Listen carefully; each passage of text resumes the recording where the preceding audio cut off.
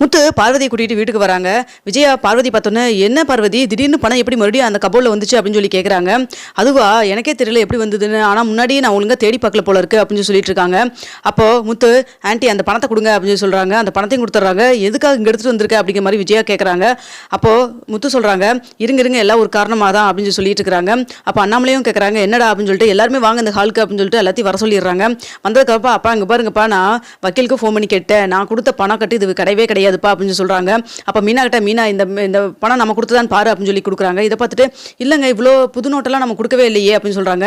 இதுதான் விஷயமே அப்படின்னு சொல்றாங்க. அப்ப அண்ணாமலையே ஷாக்கா பார்க்குறாங்க, என்னடா சொல்ற அப்போ அப்படின்னு சொல்லி கேட்குறாங்க. ஆமாப்பா, நான் என்ன பணம் கொடுத்தனோ அதுல இருந்து 2 லட்ச ரூபாய் கொண்டு போய் அப்படியே தான் நம்ம வக்கீல் கொண்டு போய் அம்மாட்ட கொடுத்துருக்காங்க.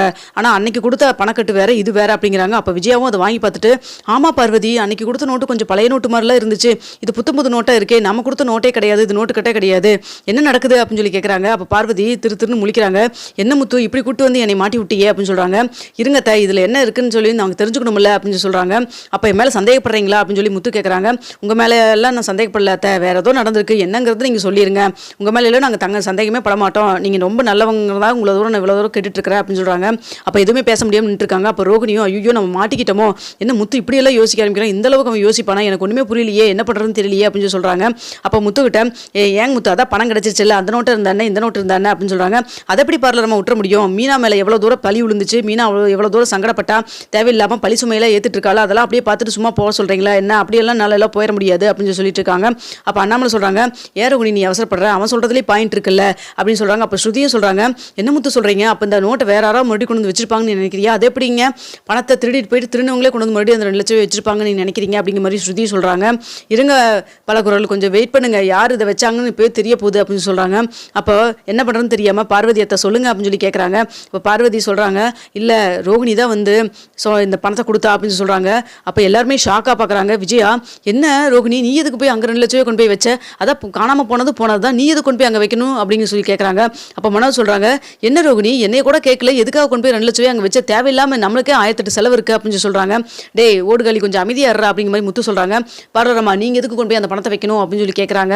அப்போ பார்வதி சொல்றாங்க, இல்லப்பா அந்த 2 லட்சம் 3 லட்ச ரூபாய் வந்து ரோகிணி உங்க அத்தைக்கு உங்க அம்மாவுக்கு கொடுக்குறதா சொல்லிட்டா, மீதி 2 லட்ச ரூபாய்க்கு கேஸ் கொடுக்கணும்னு சொல்லியிருப்பா போல இருக்கு, வீட்டில் தேவையில்லாமல் எதுக்கு போலீஸ் எல்லாம் வந்துட்டு போயிட்டோம், அதனால தான் சரி ஓகே யாருக்கு டென்ஷன் கொடுக்க வேண்டாம்னு சொல்லிட்டு கை காசை கொடுத்துருக்குறா, அவர் நல்லா தானப்பா பண்ணியிருக்கா அப்படின்னு சொல்றாங்க. இருங்க பார்வதியத்தை நீங்கள் வெயிட் பண்ணுங்க, என்ன நடந்துக்கு நான் சொல்கிறேன் பாருங்க அப்படின்னு சொல்றாங்க. அப்போ ரோகிணி எதுவுமே பேச முடியாமல் அப்படி நின்றுட்டு இருக்கிறாங்க. அப்போ சொல்றாங்க, இங்கே பாருங்க இந்த பணத்தை யார் எடுத்தாங்க நல்லா யோசிச்சு பாருங்க, மீனா மட்டும்தான் அந்த ரூமுக்கு போனாலா அப்படின்னு சொல்லி கேட்குறாங்க. அப்போ பார்வதி யோசிச்சுட்டு, இல்லைப்பா எங்கள் 2 பேத்துக்கு எனக்கு மட்டும் தான் தெரியும், வக்கீல் தான் 2 லட்சம் கொடுத்தான்னு சொல்லிட்டு வேற யார்ட்டையும் சொல்ல வேண்டாம் தான் உங்கள் அம்மா சொல்லியிருந்தா. அப்போ ரோகிணி வீட்டுக்கு வந்திருந்தா பேச்சு வாக்கில் நான் சொன்னேன், அப்போ ரோகிணி கூட நம்ப மாட்டேன்னு தான் சொல்லிட்டா, அதனால தான் வீடு மேலே கூட்டிகிட்டு போய் ரூமில் இந்த பணத்தை இருக்கிற வீட்டு தான் காமிச்சேன், அதுக்கப்புறம் மறுபடியும் கூட வந்தாதான் பேசிட்டு ஹாலில் தான் இருந்தா அப்படின்னு சொல்கிறாங்க. அப்போ விஜயா யோசிக்கிறாங்க, இல்லையே அவள் ஸ்வீட்டை கொடுத்துட்டு ஃபோன் பேசிட்டு மாடிக்கெல்லாம் போனா அப்படின்னு சொல்கிறாங்க. அப்போ ரோகிணி ரொம்ப கோவப்பட்டு, என்னங்க தேன் மேலே சந்தேகப்படுறீங்களா, நான் தான் அந்த பணத்தை எடுத்துட்டேன் அப்படின்னு சொல்லிட்டு. அப்போ முத்து சொல்கிறாரு, இருங்க பரலாம எதுக்கு நீங்கள் அவசரப்படுறீங்க, டென்ஷன் ஆகுறீங்க, உங்கள் மேலே தப்பு எதுவும் இல்லைன்னா நீங்கள் அமைதியாக நிற்க வேண்டியதானே அப்படின்னு சொல்கிறாங்க. என் மேலே பழி விழுவுறப்ப நான் எப்படிங்க அமைதியாக நிற்க முடியும் அப்படின்னு சொல்லிட்டு இருக்கிறாங்க. அப்போ மாடிக்கு நீங்கள் போனீங்க தானே அப்படின்னு சொல்லி கேட்குறாங்க. ஆமாம் போனேன், அதுக்காக நான் அந்த பணத்தை எடுத்தேன்னு அர்த்தமா அப்படின்னு சொல்கிறாங்க.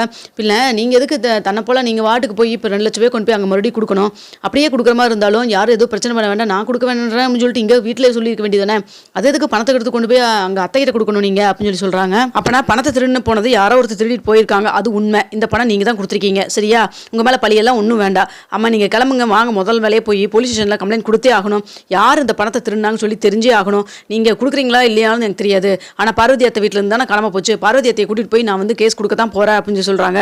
இதை கேட்டு ரோகிணி அப்படி ஷாக் ஆகிட்டு, எதுக்கு முத்து தேவையில்லாமல் பிரச்சனை பண்ணுறீங்க, அதான் பணம் கிடச்சிருச்சுல அப்படின்னு சொல்கிறாங்க. இது காணாமல் போன பணம் கிடையாது, உங்கள் கை காசு தானே கொடுத்துருக்கீங்க, நாங்கள் எதுக்கு உங்கள் பணத்தை நாங்கள் வாங்கணும், எங்களுக்கு எங்கள் பணம் திரும்ப வந்தால் போது, யார் திருடினாங்கன்னு அது மட்டும் இல்லாமல் தெரியணும், ஏன்னா மீனா அந்த பழி சொல்ல ஏற்றுட்டே இருக்க முடியாதுல்ல அப்படின்னு சொல்லிட்டு இருக்கிறாங்க. அப்போ அண்ணாமலையும், முத்து நீ சொல்கிறதா கரெக்டு, போலீஸ் ஸ்டேஷனில் போய் கேஸே கொடுத்துருங்க அப்படின்னு சொல்கிறாங்க. அப்போ எதுவுமே பேச முடியாமல் ரோகிணியும் நின்றுருக்காங்க. அப்போ மனோஜ் சொல்கிறாங்க, முத்து நீ சொல்கிறதா கரெக்டு, அந்த பணத்தை கொடு, அது எங்களுக்கு வர வேண்டிய பணம், எங்கள் பணம் அது அப்படின்னு சொல்லி சொல்கிறாங்க. இவன் ஒருத்தன் கொஞ்சம் அமைதியாடுறா அப்படின்னு சொல்லிட்டு பணத்தையும் திரும்ப கொடுத்துட்றாங்க. அப்போ ரோகிணி என்னடா அது கடைசியில் வந்து நம்மகிட்டே வந்து முடியும் போல் இருக்கு, போலீஸ் ஸ்டேஷன் வேறு போகிறோன்னு சொல்கிறாங்களே, தேவையில்லாமல் நம்ம மாட்டிக்கிட்டா என்ன பண்ணுறது அப்படிங்கிற மாதிரி யோசிக்கிறாங்க. அப்போ விஜயா யோசிக்கிறாங்க, இல்லைடா நானே கூட வரேன்டா, வா போய் கேஸ் கொடுத்துட்டு வருவான், அந்த பணத்தை யார் தான் திருந்தாங்கன்னு பார்த்துடலாம் அப்படின்னு சொல்கிறாங்க. இதெல்லாம் பார்த்துட்டு இருக்கிறப்போ ஸ்ருதிக்கு தோணுது, இல்லைங்க இது கண்டிப்பாக வீட்டுக்குள்ளே இருக்கிறவங்க யாராவது வேலை பண்ணிக்கிற மாதிரி எனக்கு தோணுது அப்படிங்கிற மாதிரி ஸ்ருதி சொல்கிறாங்க.